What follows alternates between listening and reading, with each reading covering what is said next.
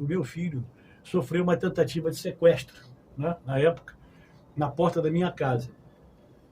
Eu já tinha um certo nome na advocacia, porque eu fui advogado do Canecão. Eu tive uma briga que saí em todos os jornais, defendendo o Canecão numa reclamação trabalhista da Maísa Matarazzo, porque eu tinha um profundo carinho e uma profunda admiração. Eu cheguei a chorar muito quando ela morreu. E ficamos amigos no dia da audiência da Maísa. E eu fiquei profundamente triste na época, né? Com aqueles acontecimentos todos. E foi na época, então, que meu filho tentaram sequestrar o meu filho na porta da minha casa. Eu morava na Rua do Vivier. E a minha mulher puxou ele, protegeu ele com o corpo. Minha ex-esposa, que eu estou separado hoje dela, tenho um profundo respeito por ela, chutou ela, machucou muito, dando chute nas costelas, mas não conseguiram levar o meu filho na época. E aí ficou aquela marca, né? E eu comecei a pensar numa coisa: eu não quero mais morar no Rio, né? Eu quero fugir do Rio, eu quero ir para qualquer lugar. E surgiu no Banco do Brasil. Eu era advogado do Banco do Brasil, já tinha feito um concurso para o Banco do Brasil, tinha passado, e tinha, então, a possibilidade de assumir um cargo de advogado do Banco do Brasil, mas para assumir esse cargo eu teria que fazer um estágio probatório de 2 anos, né, no interior de várias cidades. Mas eu optei por interior de Goiás, Goiás Velho, que é uma cidade histórica, né? Eu, inclusive, fui vizinho da Cora Coralina, né? Uma das poetisas mais brilhantes, das escritoras mais importantes do Brasil. E eu fui para Goiás Velho. Mas antes de ir para Goiás Velho, eu sempre tive uma vontade muito grande, talvez até por ter uma certa mágoa, né? De ter uma certa dificuldade de falar. Eu resolvi fazer um curso com uma mulher fantástica, chamada Graziela de Salerno. Era uma cantora lírica do Teatro Municipal, que falava vários idiomas e dialetos, e que eu tinha um profundo respeito e carinho por ela. Ela já faleceu. E eu procurei a Graziela e disse: Graziela, eu tenho muita dificuldade em me expressar. Eu queria que você me ensinasse tudo sobre oratória, dicção, impostação de voz, expressão facial e teatro. Eram os 5 cursos que ela tinha. Eu digo: eu quero fazer os 5 cursos. Falava para ela.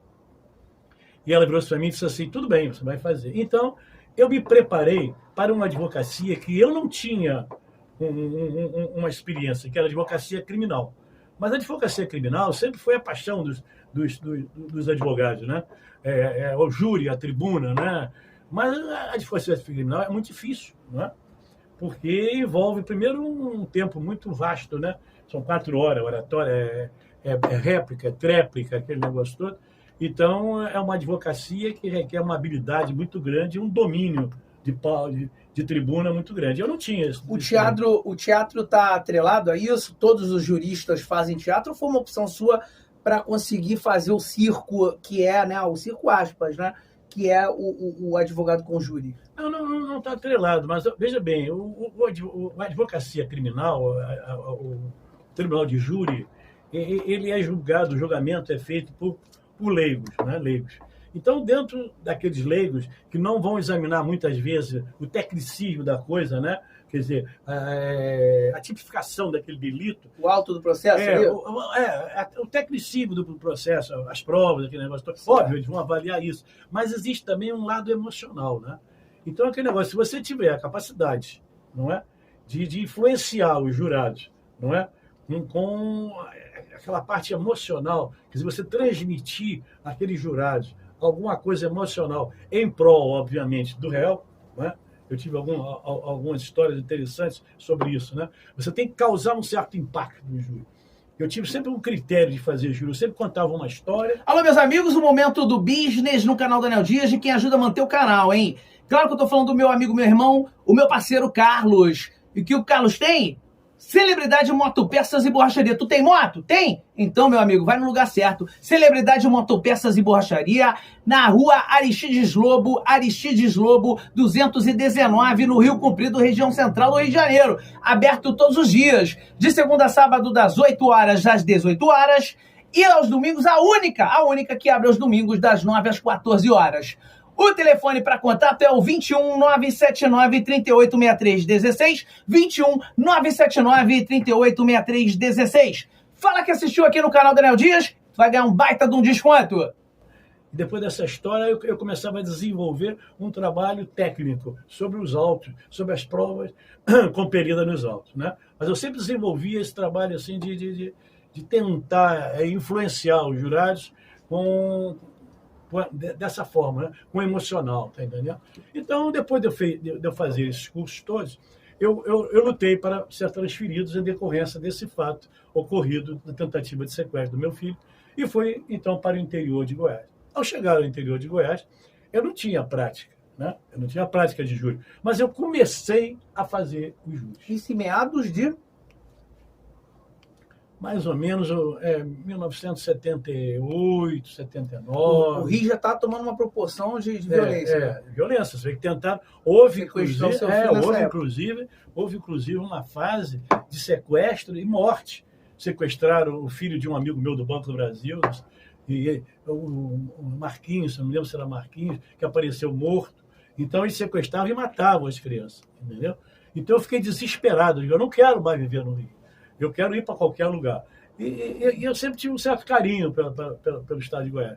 E eu fui, então, para Goiás, uma cidade pequena, chamada São Luís dos Montes Belos, e cheguei ali como advogado do Banco do Brasil, dentro de uma área civil, né, que é a execução, aquele negócio de você executar os fazendeiros que não pagam as duplicatas, que não pagam os empréstimos. E, de repente, me deu vontade entendeu? De exercer, né? Exercer, vamos dizer, colocar em prática todos aqueles ensinamentos teóricos que eu recebi da minha querida Graziela Salerno. Então, teve uma época que eu era muito amigo do juiz. Naquela época eu bebia muito, sabe? Naquela época. Mas deixa para o segundo bloco. Eu sei, mas eu bebia muito. Aí eu estava conversando com um juiz, um amigo meu, e ele virou para mim e disse assim: Magalhães, amanhã tem um júri de um cara que matou pelas costas. Um júri que ninguém quer fazer.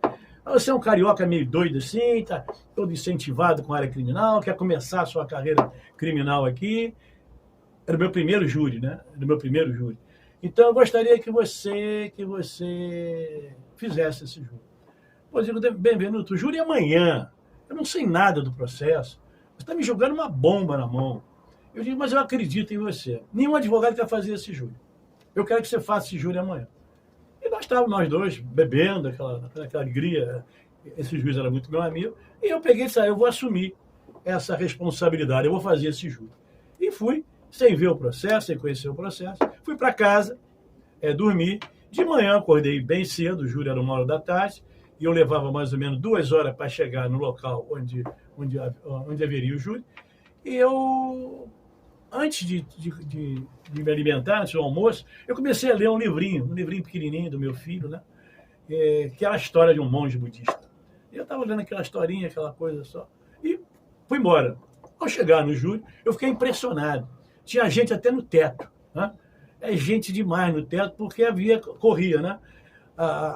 Corria a história de que o advogado do Rio de Janeiro, né, aceitou, né, fazer o júri daquele indivíduo, que era um camponês, né, era um homem da lavoura, que tinha matado pelas costas. E por que ele matou, doutor?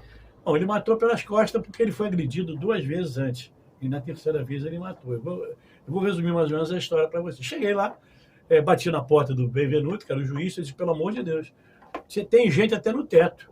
Você tem que me dar 1 hora para me poder examinar esse processo, nem que seja por alto. E eu examinei o processo por alto. E resolvi usar aquela história que eu tinha lido, né, dos meus filhos, para impressionar nessa parte psicológica, né, que você impressiona os jurados, aquela coisa. E eu contei a história do monge budista. E comecei o júri dizendo, antes de começar praticamente o júri, a entrar na parte técnica, na prova dos autos, eu gostaria de contar a Vossas Excelências, me dirigi aos jurados, a Vossa Excelência, ilustre representante do Ministério Público, e a Vossa Excelência, que era o juiz-presidente, essa história. Era uma vez um monge budista, né? E esse monge budista caminhava por uma estrada sem fim, quando de repente ele avistou um objeto, que ele não sabia bem dizer que objeto seria esse. Aí quando ele chegou bem próximo desse objeto, ele verificou que era um leão, sabe? Era um leão muito magrinho, com um olhar bem cálido. E o leão olhou para ele e disse para ele, ô monge, me tira daqui, monge. Eu estou morrendo de fome, E júri você tem que deixar uma certa dúvida, você tem que impactar, né, as pessoas. E eu parava, e todo mundo queria saber o que acontecia, e perguntava. Chegava para o promotor e perguntava: será que Vossa Excelência abriria a porta para o monge sair, para alimentar o monge? Será que os senhores jurados, alguns dos senhores jurados, abriria a jaula para que o leão saísse, para alimentar o leão, ou não? Aí comecei a questionar, e todo mundo perguntando, né? Eu parava e tá, interrompia. Aí eu acho que todo mundo só tem uma pergunta a fazer, né? O que aconteceu? Bom, abriu a porta, o monge abriu a porta. E sabe o que aconteceu? O leão comeu o monge. Aí todos devem ter um questionamento, uma pergunta, né? O que tem a história do monge budista com a história dos altos? A história é a mesma, com algumas nuances. Primeiro, algumas diferenças, né? Primeiro, quem abriu a porta ali, quem estava ali no lugar do monge, não tinha o iluminismo espiritual do monge budista. Não é? Porque o monge budista tinha um iluminismo espiritual, não é? Quer dizer, ele pensava muito mais no leão faminto do que na preservação da sua própria integridade física. Né? Mas só que ali nos autos, primeiro, o leão não estava preso, o leão estava solto. E o meu constituinte, o réu, era um homem, eu pegava a mão dele, mostrava a mão dele calejada, é um homem do campo, é um trabalhador, tem 8 filhos, é uma pessoa semi-analfabeta. Ele não tem o iluminismo de um monge budista. Ele tem uma coisa que todos nós aqui presentes temos, é a preservação da nossa integridade física. Ele foi agredido a primeira vez numa festa. Foi jogado um copo de cerveja na cara dele, porque ele esbarrou sem querer e pediu perdão. Desculpe, o cara jogou um copo na cara. A vítima era um homem enorme. Era um homem que tinha um passado triste. Era um homem agressivo, agredia crianças, agredia pessoas idosas. Né? Era um homem rejeitado pela sociedade lá onde estava funcionando, Cariporá. Agora, já o meu réu, não, era um homem do trabalho, de luta, mão calejada, explicando a ele. Então ele foi para uma segunda festa, aquelas festas de interior, né? Encontrou o mesmo homem, deu um chute nele, machucou a canela dele. Ele sentiu dor. Ele foi para casa. Foi para casa cheio de dor, já tinha sido agredido 2 vezes. Ele pegou o revólver, sim, botou na cinta. Não estava pensando em matar, mas estava pensando em se proteger. E foi para a terceira festa. Quando ele chega na terceira festa, ele vê o mesmo homem, olhando no espelho. E, ao olhar para o espelho, ele observou que esse indivíduo, o meu constituinte, o réu, estava chegando, estava entrando na festa. Então, o que ele fez? Ele se preparou para... Ele se girou o banco para se dirigir a ele. E quando ele fez esse giro do banco, refletido no espelho a imagem do meu constituinte, ele atirou. Então, por que ele atirou? Ele atirou porque ele utilizou um princípio legal, um princípio que era uma tese chamada legítima defesa putativa. Existe a legítima defesa normal, não é? Você vai se agredir o outro e você se defende. E existe a legítima defesa putativa, que é uma legítima defesa subjetiva, né?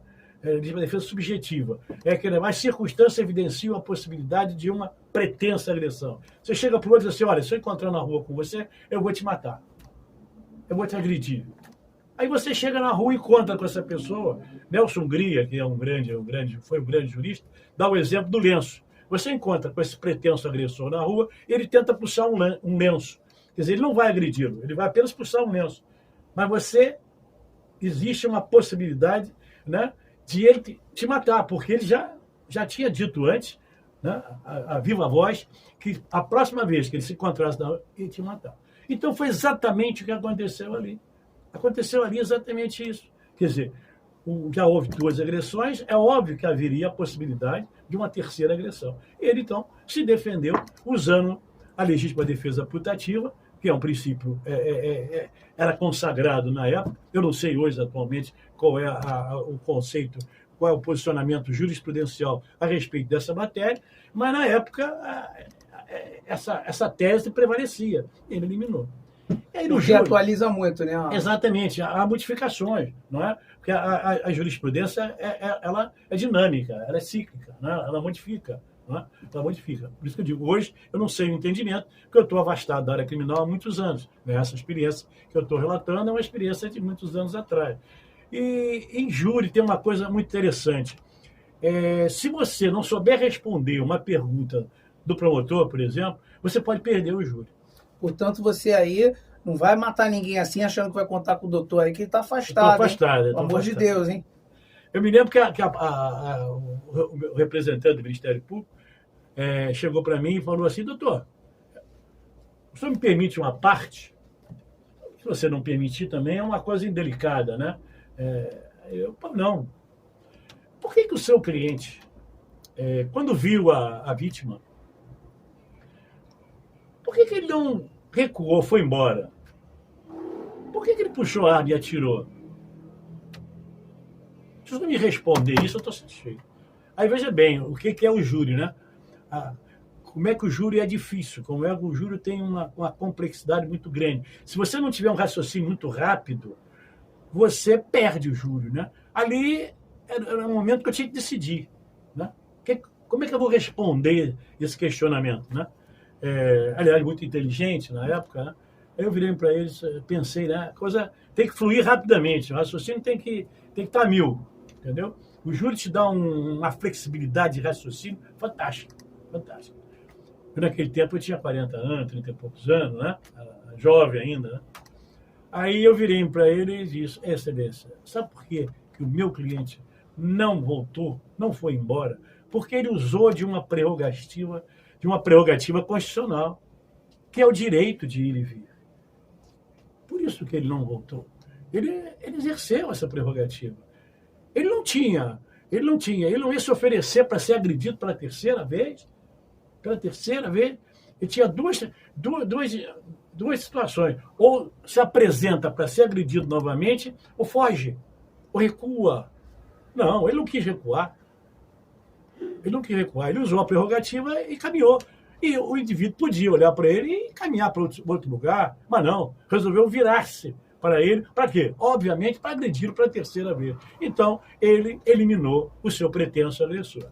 E essa foi a tese que eu sustentei na época, que eu acreditei uma tese muito interessante, e absolvi esse ele saiu absolvido. Absolvido 7-0.